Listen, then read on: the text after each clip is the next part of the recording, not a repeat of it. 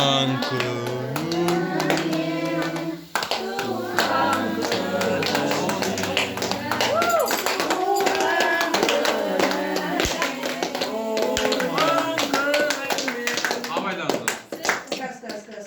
Can Jantörem. Can Jantörem. Ana öptü. Örle, töre.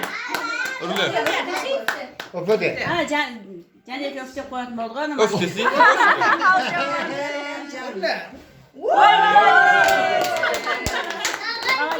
Biz bunu yapıyoruz şimdi. Jentörem yapıyoruz.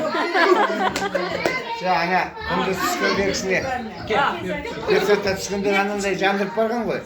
Çok ufluyordur, uçuramadı. Şey, yaşını ödüyor musun?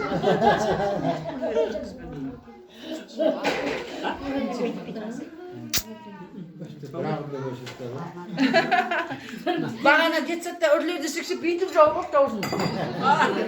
Örlüğü deyimiz kış. Kukuyu vargan koy. Örlüğü takılar. İnternette olup da tutup durup öyle